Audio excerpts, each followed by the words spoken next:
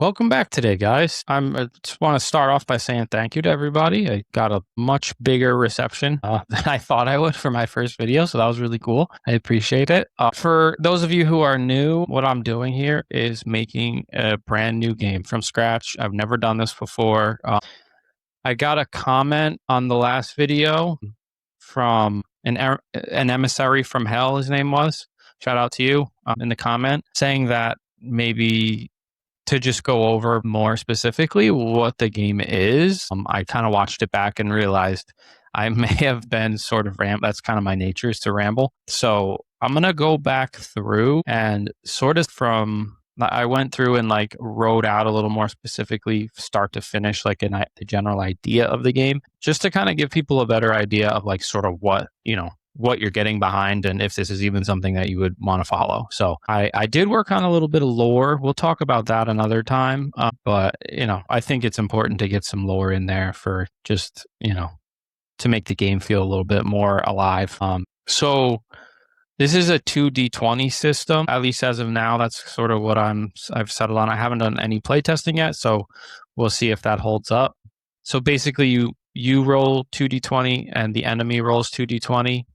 Other players at the table are going to roll for the enemy just to kind of keep things a little more engaging. That way, if there's like three people, maybe the person to your right will always roll for your enemy, or you could decide at the table if, whatever, if two people are competing for two people are in the lead, maybe they want to roll for each other to make it feel a little more engaging. I just think it would be cool if the NPCs in the game, you would roll for them, and then that way it keeps it a little bit more engaging. And so the person attacking would roll the 2d20, and then the enemy would also roll 2d20. You would match up the highest with the highest, the lowest with the lowest. The higher dice represents the attack, so you compare those first. If the attack didn't hit, then you don't have to worry about those second dice. If the attack does hit, then you go to the next two dice. If the attack won again, then the full damage would go through. There was no block. And you'd add your modifiers or whatever, your stats to that, because the stats are only going to be modifiers. They're not going to be like, say in D&D where you have, say, 20 strength, and then that is equivalent to a +5 modifier. Your strength and defense and stuff like that is just going to be the modifier. We don't have like the bigger number. That way, like when there's any sort of modifier that you get from a gear card or some sort of scroll or potion that would increase stuff, it'll just say plus whatever, which will also be in your stats as plus whatever. So you can just add those two together. It'll be kind of more straightforward. You just kind of match those things up. So you have attack and defense, and then you have damage and block. So the attack and defense is used for like the accuracy and the ability to, and then the damage is obviously the payoff, and the block is the payoff of a successful defense.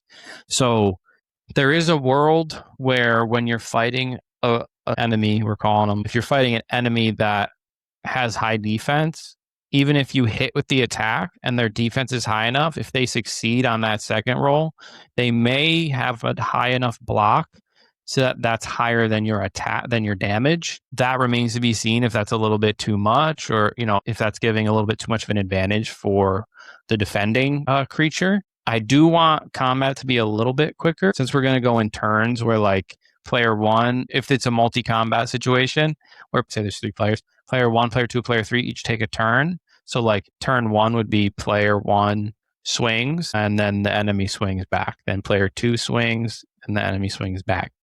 As of now, for certain situations, you'll all be, say, like if it's a raid card, like a raid event card where you're all fighting the same creature, or a multi-combat event where just the player whose turn it is draws the event card, and then that's a multi-combat event, and then draws a creature, then you would each go around basically almost like in games when you have like an instanced combat, where say like RuneScape just comes to mind because I play a lot of RuneScape, where you have like an instanced boss. If you go into a boss room, you go fight whatever Zulra. There's no one else that's going to be in there, but other people could be fighting it at the same time. I think would make for an interesting, just because the nature of the game is more of a race, that a lot of the multi-combat stuff is going to be you're fighting the same monster at the same time, just in a different instance, but you can use your consumable. So say like a caltrip or a potion or whatever. I think we talked about this last time, like a vial of grease or something like that, that can like negatively impact your opponent or negatively impact the creature that you're fighting, or positively impact the enemy that your opponent is fighting. Things like that that will allow you to use items to affect other people's experience, because a lot of times those multi-combat events are going to be a race to see who kills it first. And I think that the race element of the game is what's going to kind of keep it fresh, even though some of the stuff might get a little bit repetitive, because like I can only make so many cards. Like I can only, there's only going to be so many cards, at least for this first edition or whatever. And then obviously I'll make more, but it's going to be hard to keep it fresh the whole time. So your main turn is going to consist of 2 actions that you can take. I want it to feel kind of like an RPG game, like a D&D campaign type game. So you can adventure, look for adventure. I haven't like nailed down what it's called yet, but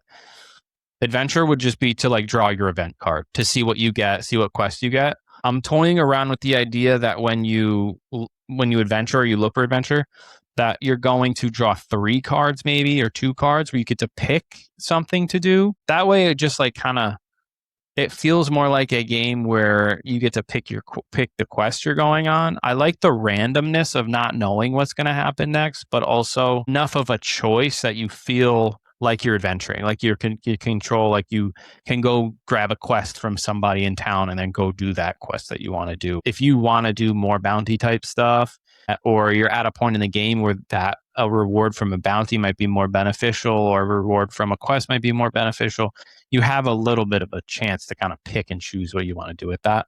So other things you can do on your turns: visit the shop to sell gear that you found for gold, which then you can use for upgrading some equipment.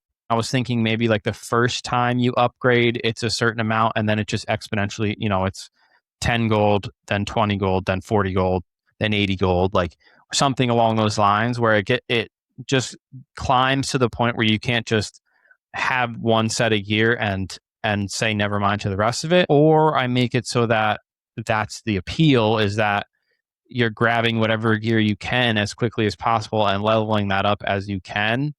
I don't know the rhythm of the game yet, so I'll figure that stuff out later. Visit the inn, which would restore your vitality, which is what I'm calling hit points. Visit the priest, and these would all cost gold. Going to the inn would cost gold. Visiting the priest would cost gold to like remove curses, resolve any kind of curse or whatever, something like that. Maybe give a blessing of some sort that's like a temporary boost to vitality. That actually brings up another point we can kind of talk about at a later date in another video. But I was recently watching Jamie Stegmaier, I think, from Stonemaier Games, was interviewing one of the designers on, like co-designers on Iridia. They were talking about combat mechanics, so I tuned in, and one of the really interesting things they were talking about was how to determine what you want to do with a death mechanic. So certain people's decks are going to be geared more towards PvP. I'm going to have cards where you can PvP. If you draw an event card, would be to attack somebody else. And then some people would probably build around that, where a handful of their event cards would be PvP cards. They talked about maybe not making death in a PvP game super punishing, because then it makes it fun. It keeps it fun to attack other people. It gives you a little bit of a reward if you do beat somebody, but then the person who's dying, the person who's losing, isn't necessarily losing a lot, or the person who initially attacked could lose more than the person who's getting attacked, just to keep it so that it doesn't set somebody so far back. It's not a full loop PvP thing or whatever. I just think it's something that I need to think about, of how punishing I want death to be, if I want to make death a little bit more common. If it's just lose a turn while you're tending to your wounds, as of right now, is kind of what I'm thinking, then it's not a big deal. Early on, people are, you're drawing, when you get into a fight, especially if it's a solo fight, you're drawing a card, an enemy card, and it's a random card. So like it could be an enemy that's way stronger than you. So I would say death in the beginning, especially when you don't have, you have basic adventure gear, which is no gear. Like you just have basic stats and like basic attack and stuff.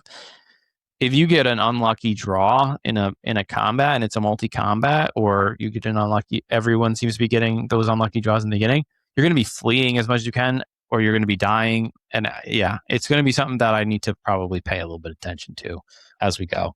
So for stats, we have your offensive stat, which is denoted by a triangle on the card, a defensive stat, which is a circle on the card, a heart or a vitality stat, which is a heart for your HP, reaction stat, which I'm having as a catch-all for an agility sort of stat, and then also charisma stat or your persuasion stat, basically for any sort of social encounter that you might draw as an event card.